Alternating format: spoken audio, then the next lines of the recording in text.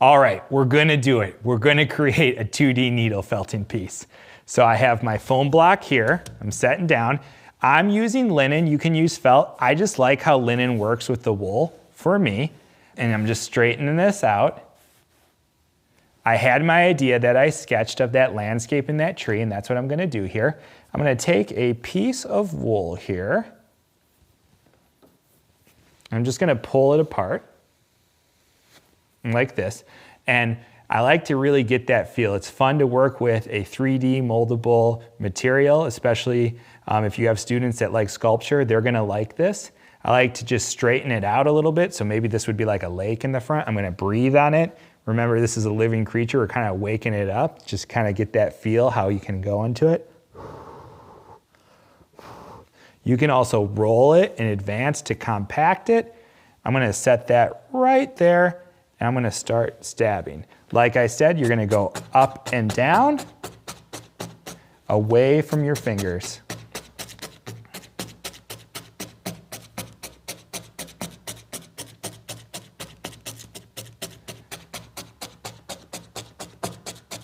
Now, over time, you're gonna wanna peel back the linen so it doesn't go all the way and become attached to your foam piece. So what I'm talking about is right now I just started this first part here, just going straight up and down, and I'm gonna peel upwards, and you can see how it starts to get attached and starts to come through. And I'm gonna just keep working on this lake or pond or something in the front here.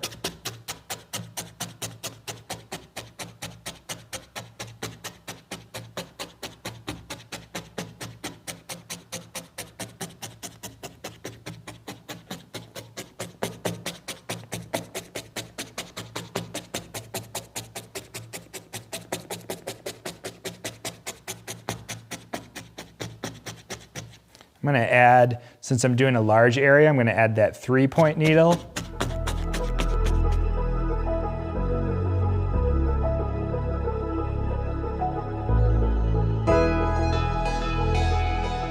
All right, I'm gonna check that again, bring that up. And if you get one side that's really worn in here, you can flip it over to the other side. I'm gonna straighten this back out here. I'm gonna add a nice, kind of like a lighter green color here next. So just pulling that apart. And you can even overlap it on top of it. Blending those colors together. I'm gonna go back to that single needle, up and down. And it really doesn't matter like how fast or slow you go into it, just making sure you have that nice, clean up and down. You'll notice as you use it, if you turn it to the side, that's when you risk breaking that needle. So you don't want to do that. And needles wear out over time too, the barbs and how they go in.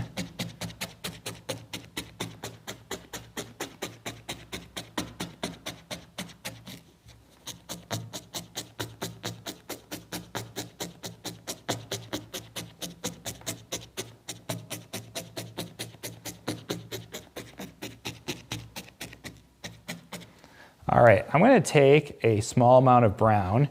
This could be for the tree. And I'm gonna compact it more, so breathing on it. And this is how you can overlap and layer your felting pieces.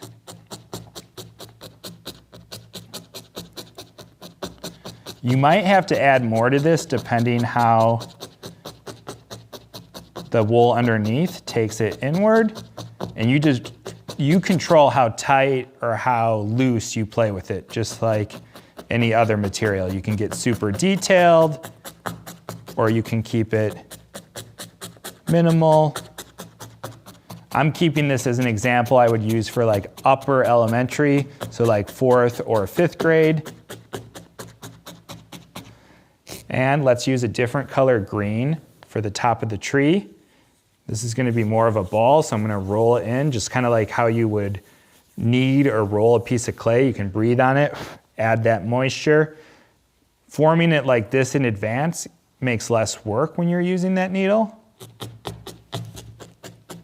There, we got that little lollipop tree there.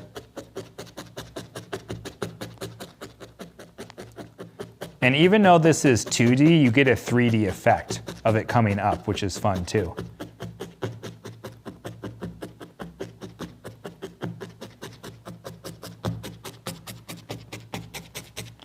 And let's add another layer. I have this nice, even lighter green that I'm gonna use for like the sky-ish as we move up. So you could create like a sunset, and you can see how this overlaps and you can blend it together. You could go back and forth and add green to the top of it.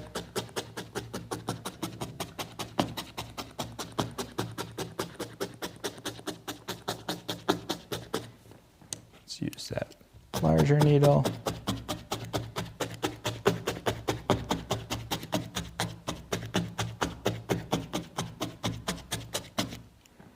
All right, so I had one earlier similar to this that I was working on that I'm gonna bring into the frame here that I've been working on a little bit longer.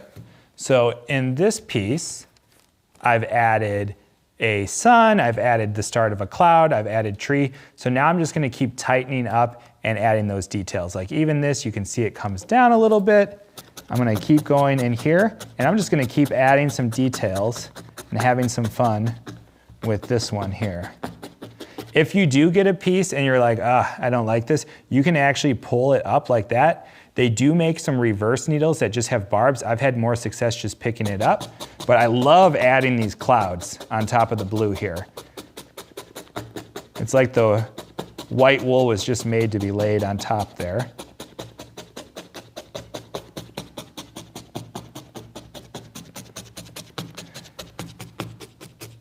Just kind of going back over.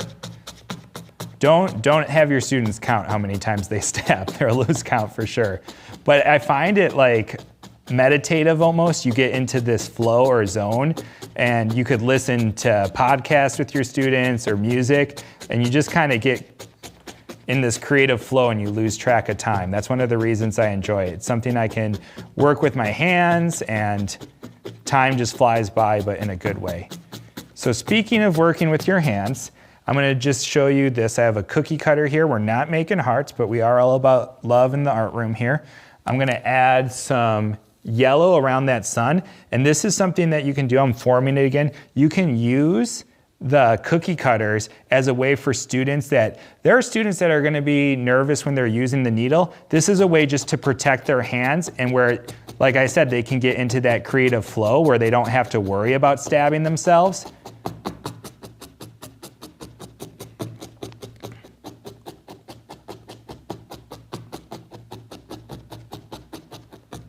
I like how that sun's coming out. It's more 3D. And in some ways, the tighter you get it to look, it almost looks like embroidery a little bit, which is fun. Embroidery without the step-by-step process of going up and down. Depending on the type of linen that you use, like I can see that gray coming through, which is maybe you want that gray to come through, maybe you don't.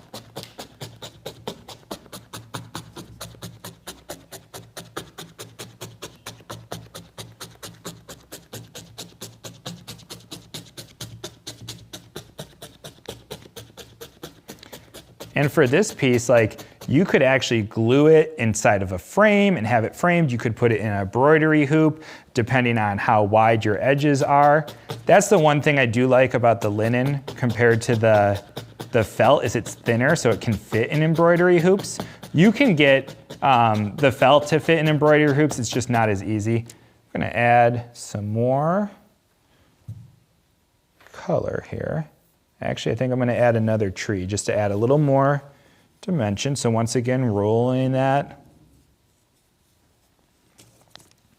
I recently started doing this, so I really haven't been doing it that long. And one of the things is just exposing your students to the material, even if you don't have the most confidence or experience. And I find just getting hands-on and exposure will really help them. You almost get a feel for it. Reminds me a little bit about like clay, like forming with clay when you first start using it. I remember the first time I was on the wheel, and now you just get like that, almost like a mental memory of how it feels. So for this one, since I'm layering it, I'm gonna go with like a lighter green color in here. So I could do something similar to that.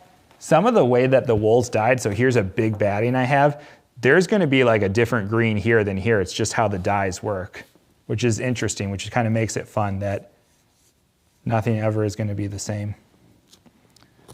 So I'm tightening this like this is behind, and then I'll go with some darker green to give it that overlapping feel, which is what I've done on some of my more complex landscapes that I'll show you.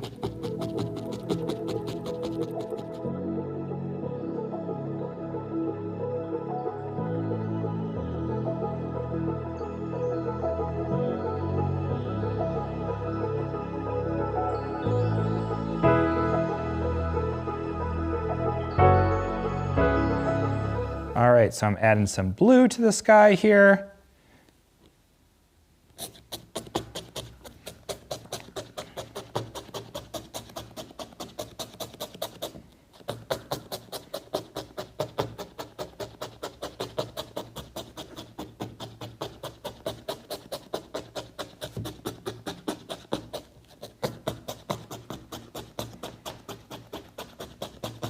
Let's pull that up and see. Oh, there we go. Now we're getting a little of the snag coming through, and you can see that sun.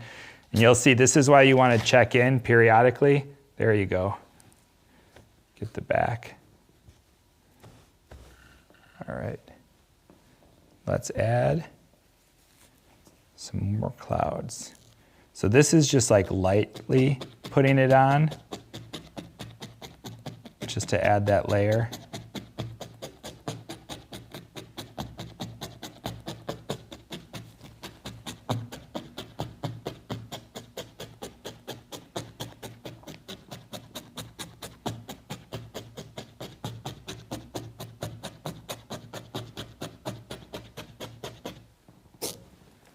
All right, so I feel like I'm starting to finish up this piece. I want to show you next some more complex pieces and some other things you can do with needle felting to add more to your creation.